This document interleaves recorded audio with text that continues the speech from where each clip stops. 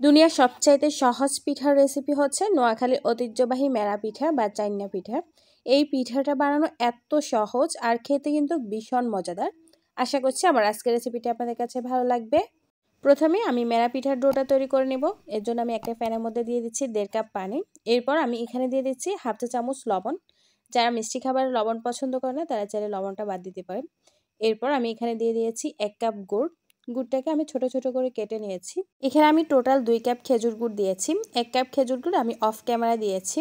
এরপর খেজুর গুড়টাকে আমি খুব ভালো মতো জাল করে নিয়েছি, দেখতে পাচ্ছেন।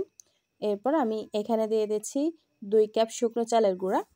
আপনারা চাইলে এখানে শুকনো চালের পরিবর্তে ভেজা চালটাও দিতে পারেন। সেক্ষেত্রে পানির পরিমাণটা আরেকটু কমিয়ে দেবেন। আর আমি যেই পরিমাণে পানি এবং গুড় দিয়েছি এতে কিন্তু এটা একদম পারফেক্ট হয়েছে।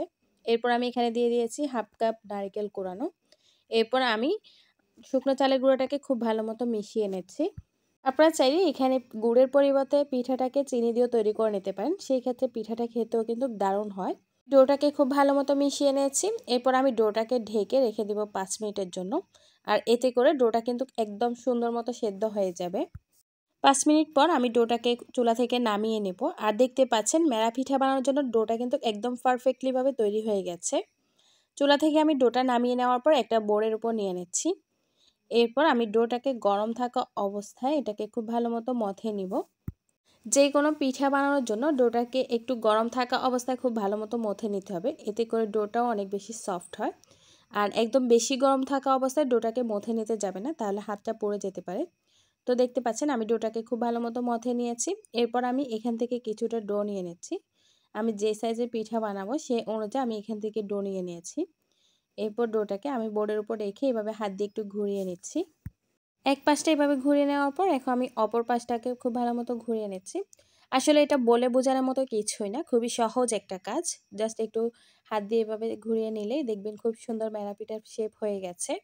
তো একইভাবে আমি সবগুলো পিঠা তৈরি করে নিয়েছি। আমি আরও একটা পিঠা বানিয়ে আপনাদের সাথে শেয়ার করছি। প্রথমে কিছুটা ডো নিতে হবে। এরপর ডোটাকে এভাবে হাতে কিছুক্ষণ ঘুরিয়ে নিলে দেখবেন এক সাইডটা খুব সুন্দর মতো মেরা পিঠার শেপ চলে এসেছে।